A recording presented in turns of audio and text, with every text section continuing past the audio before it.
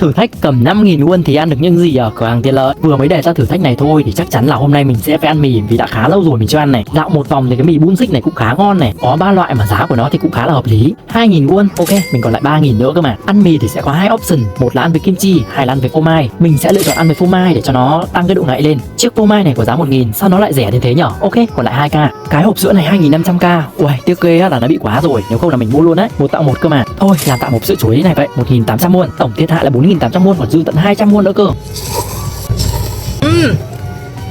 Nó ngon, nó ngậy, nó béo. Mọi người nên thử sữa chuối truyền thống.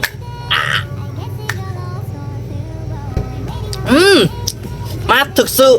Uầy, tôi yêu sữa chuối.